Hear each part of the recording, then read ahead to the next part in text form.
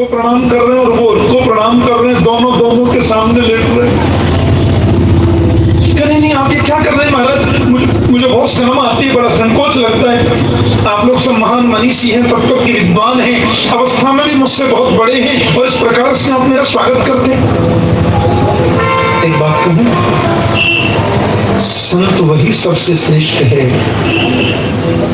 जो अपने को कभी संत समझे ही नहीं। ज्ञानी वही सबसे ऊंचा है जो किसी को अज्ञानी न समझे।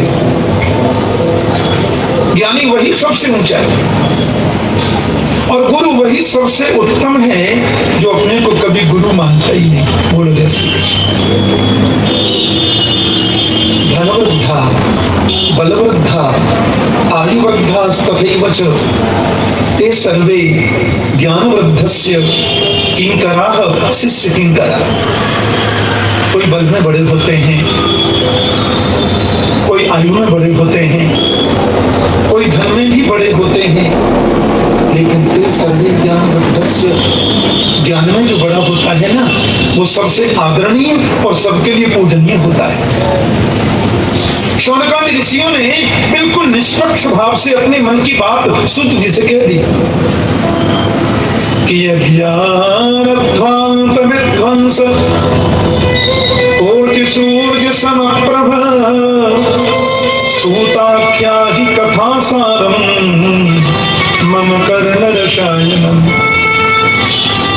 मानव के जीवन में जो अज्ञान रूपी अंधकार बैठा है, उस अज्ञान अंधकार को दूर करने के लिए सूत जी आप करोड़ों सूर्यों के समान हैं, कोट सूर्य समप्रभ।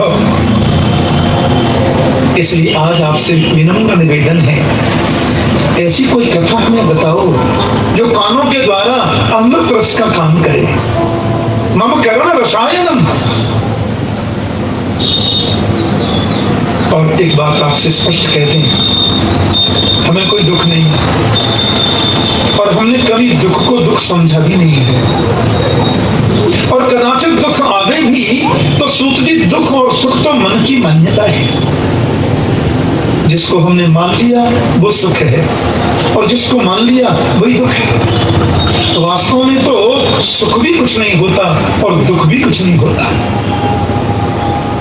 लेकिन जब संसार के लोगों की ओर हम नजर डालते हैं तो देखते हैं वो दुख को ही सुख मान करके बैठे हैं, और वे दुख को दुख मानकर उसमें ज्यादा दुखी हो रहे हैं, क्योंकि मान्यता ही दुख को ज्यादा जन्म देती है।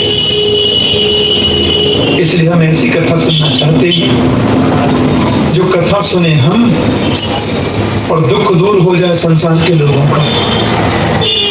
ऐसी कथा हमें बताओ कि श्रेयसाम यद भवे श्रेयः पावनानां च पावनम् कृष्ण प्राप्ति करम सस्वत साधनम तद्वदाधुना।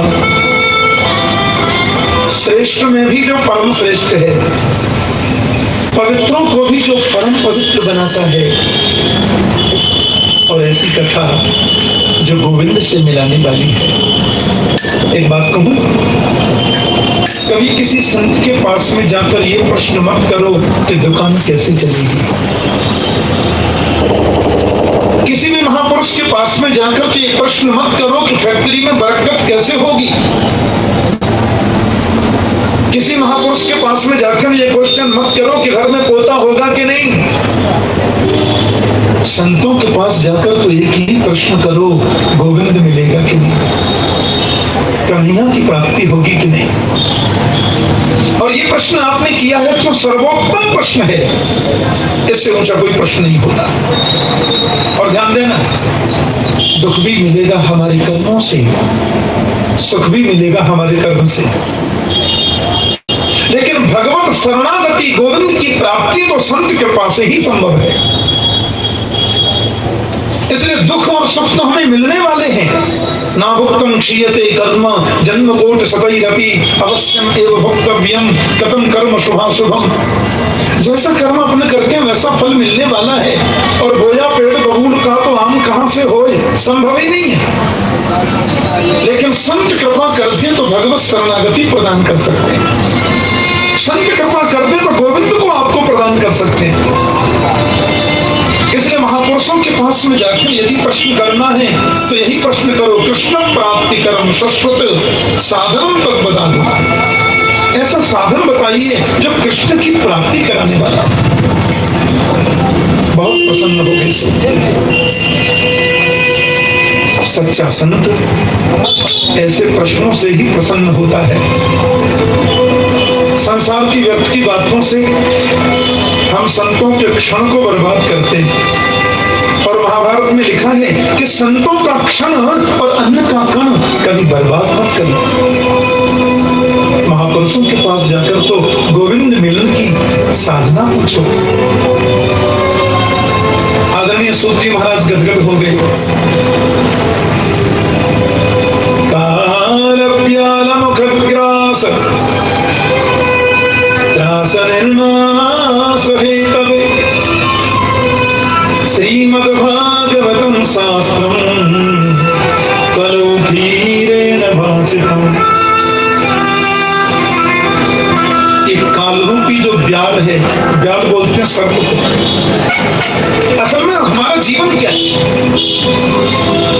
एक बहुत बड़ा अजगर सांप है और अपना मुंह खोल करके पड़ा हुआ है। अब मैं उस अजगर सर्प के मुंह के अंदर बैठा हूं तो मेरा जीवन सुरक्षित कब तक है? जब तक वो सर्प अपना मुख बंद ना कर ले। उसने मुख बंद किया है, राम नाम सत्य हो गई। एक पल भी जिस मानव के जीवन का भरोसा नहीं है उसको भी शीघ्र गोविंद से मिलाने की सामर्थ्य किसी में है तो केवल भागवत की कथा में इसलिए। देवताओं को भी इस कथामृत को पान करने का कभी कभी अवसर नहीं मिलता है। राजर्षि परीक्षित को भगवान सुखदेव कथा सुना रहे थे, सब लोग जानते हैं प्रसंग। अमृत सुधा को लेकर के देवता लोग आए, कलश सामने रखा और बोले परीक्षित को जो आप अमृत पिला रहे कथामृत वो हमें दे दीजिए और इस भागवतामृत को परीक्षित को पिला हमको दे दीजिए और इस स्वर्ग का अमृत परीक्षित को प्रदान करें। और सर्प भय से परीक्षित को मोक्ष मिलेगा और संसार भय से हमें मुक्ति मिलेगी। सुखदेव जी बोले कर तो देता पर देवताओं ने जो भागवतामृत की तुलना स्वर्ग के अमृत से करी ये मुझे प्रिय नहीं लगा। देखो तो स्वर्ग का अमृत है क्या? हमने यहाँ सकाम अनुष्ठान किया, बड़े यज्ञ किए, दान किए, धर्मशालाएं बनवाई, कुएं बनवाए और वो सब सकाम किया तो उसका फल होता है हम स्वर्ग में जाते हैं। और जब तक हमारी एफडी जमा है हम स्वर्ग में रहते हैं। और तेतम भुक्त्वा स्वर्गलोकम विशालम क्षीणे पुण्य मर्त्यलोकम विशंति। जैसे ही पुण्य क्षीण हुआ हम फिर मर्त्यलोक में गिर जाते हैं।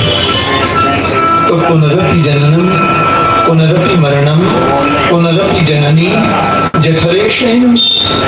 बार बार जन्म लेना, बार बार मातृगर्भ में आना, इससे छुटकारा स्वर्ग अमृत पान करने से नहीं मिलता है।